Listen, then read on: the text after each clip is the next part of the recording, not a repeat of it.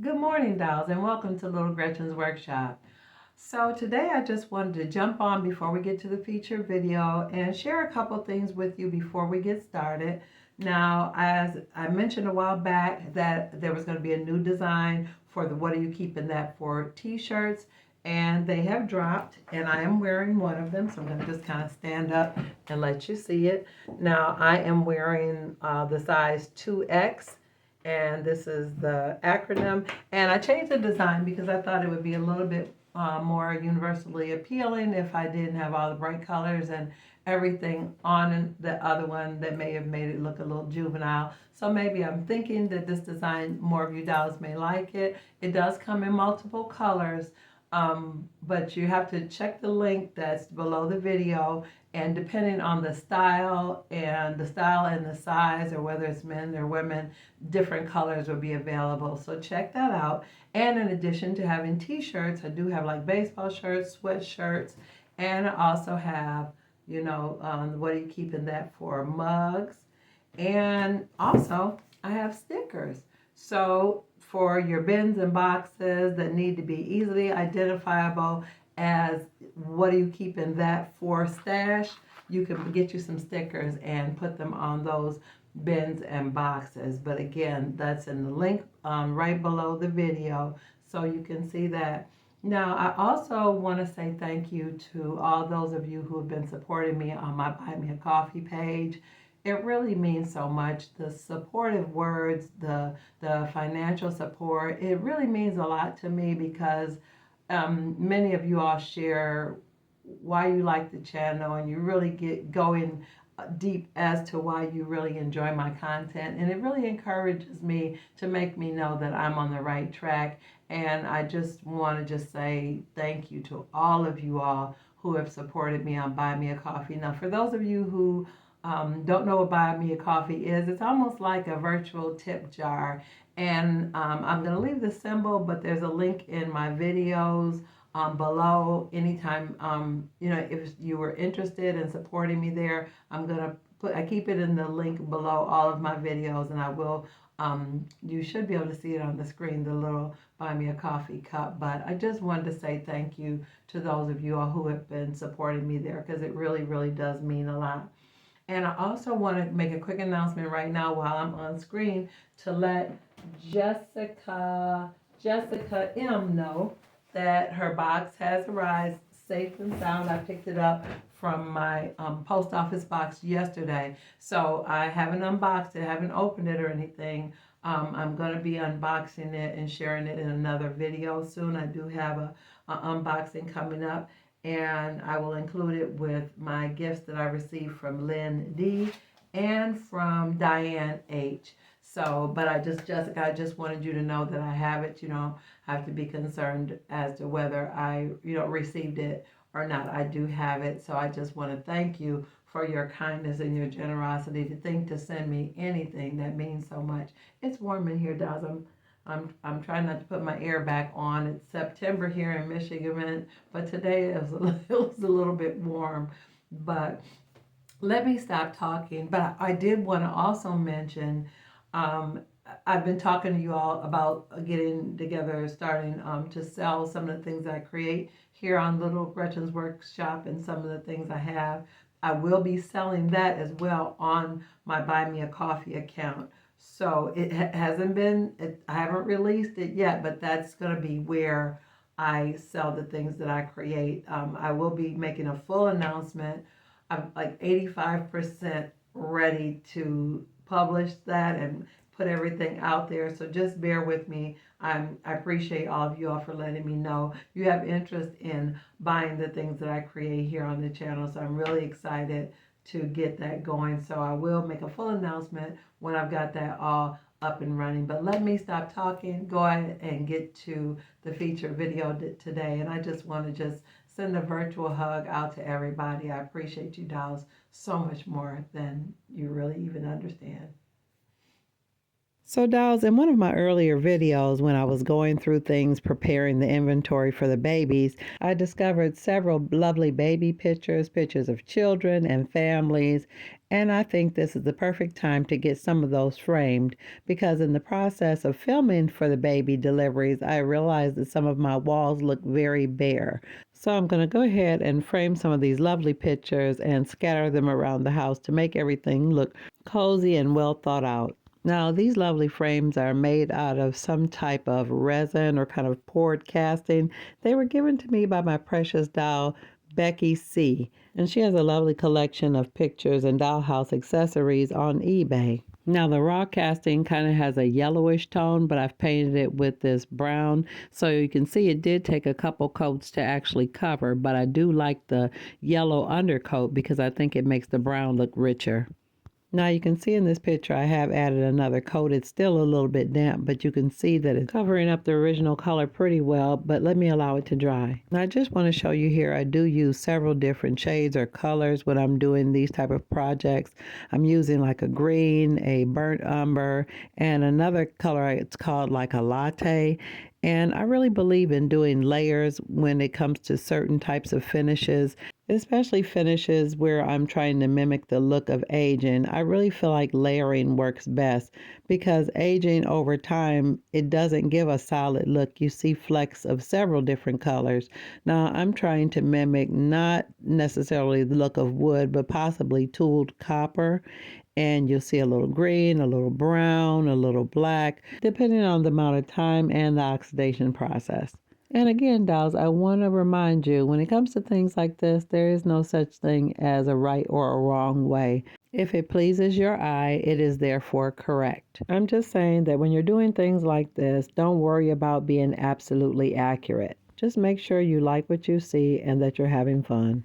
Now, after I was done with all the base colors, the aging, the distressing, and the oxidizing, I went on to do what I consider the fun part, adding the copper. And although this is a different frame, I did the exact same technique. I just used a lot more dark brown, black, and less green. Now, dolls, this is absolutely not recommended. My frame is not dry, but I just wanted to test the picture that I'm preparing the frame for, and it fits perfectly, and I think that's going to look beautiful. Now, you dolls know how I love my antique gold rub and buff, but it's really something special about this copper. And I just want to show you how this paint technique works on different types of materials. Now, these are some frames that were given to me as well, but they were cast in resin, so they're all transparent. But you may think, oh, by them being transparent, that you won't be able to make them look like wood. But if you add enough layers of acrylic paint, you can make anything opaque.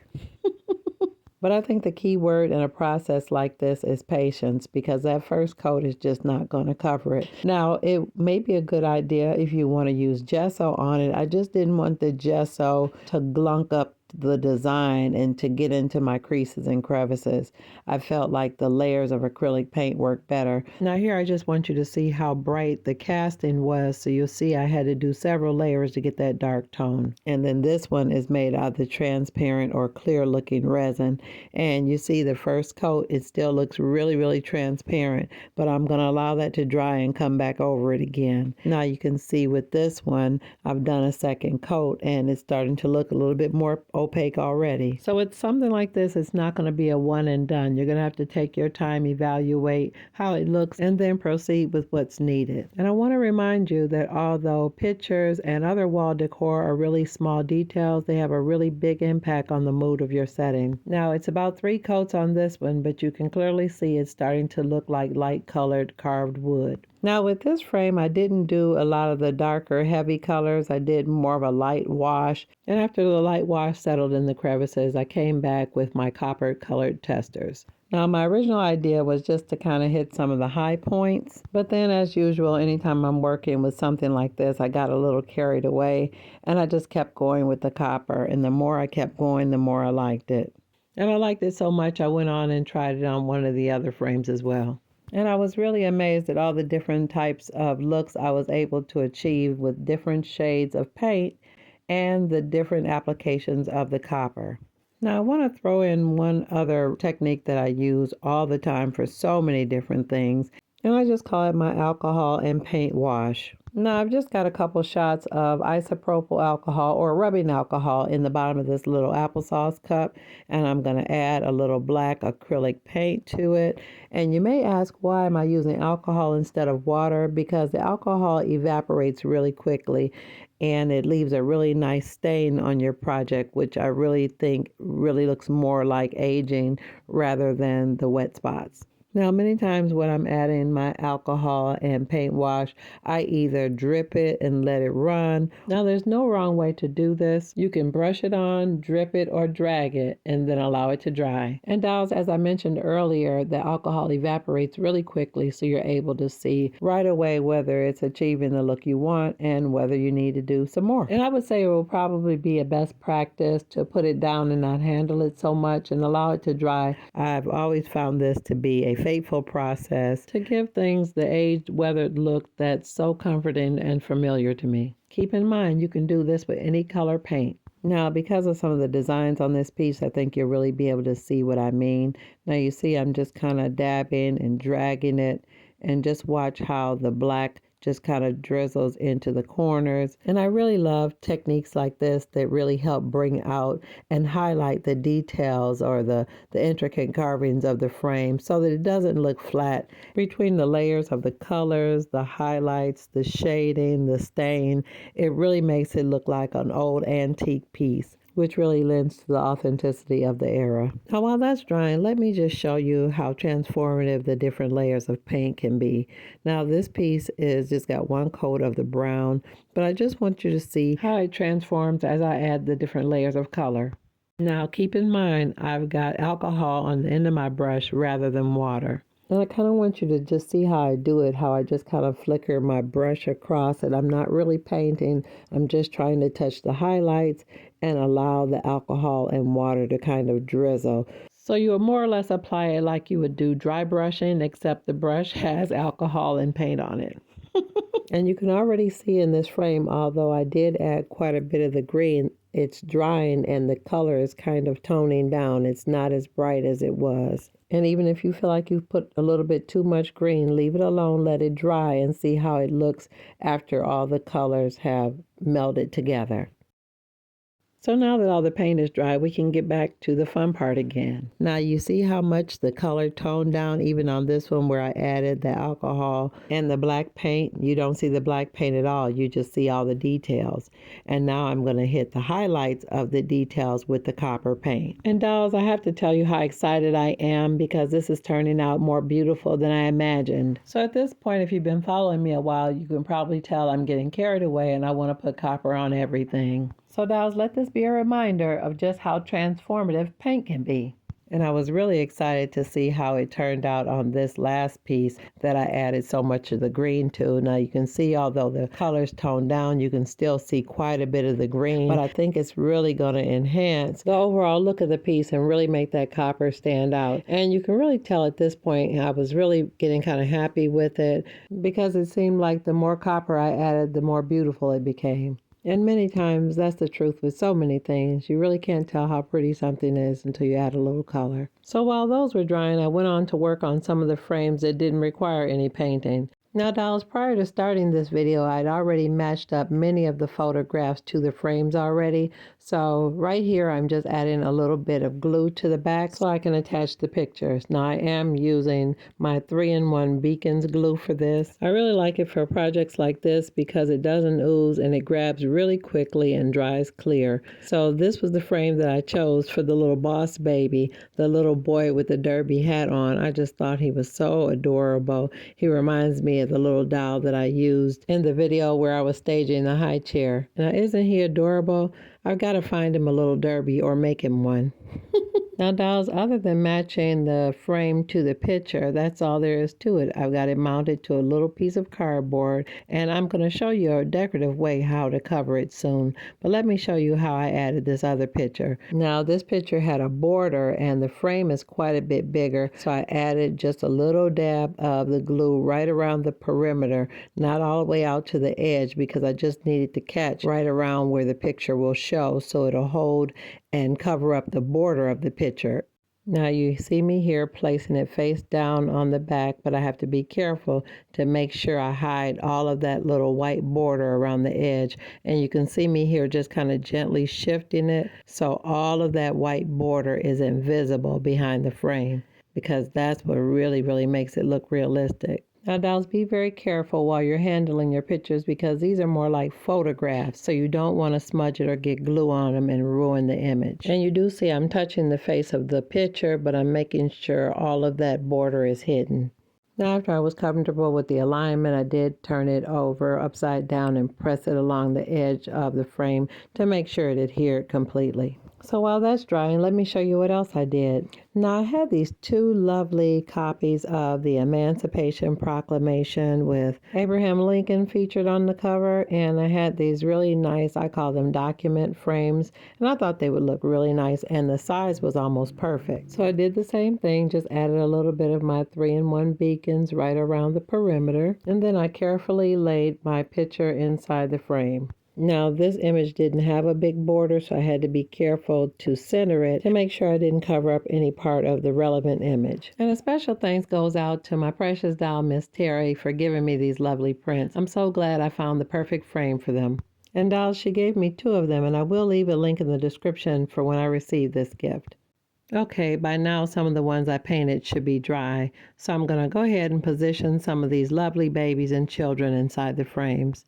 Now, this lovely little precious one is absolutely one of my favorites, and I really feel like the dark frames with the copper highlights really bring out the beauty of these lovely pictures. Now that I have the pictures securely positioned inside the frame, I want to seal up the back to make it look really neat and finished. So I simply use wallpaper scraps to glue on the back of my picture to seal everything in. And that protective layer with the wallpaper really is convenient when you're mounting your pictures to the wall. And dolls, the process is really simple. I add glue all over the back of the image all the way out to the edges of the frame. And just make sure you apply pressure all around the edge to make sure everything is secure. And I think this just turned out absolutely perfect. And I went on to do the exact same thing to the rest of the pictures of the babies and the children that I had set aside for this project. I've been waiting to do this for so long. I really love how these images look. And this one has kind of that sepia type color or print, so it really looks good with the copper.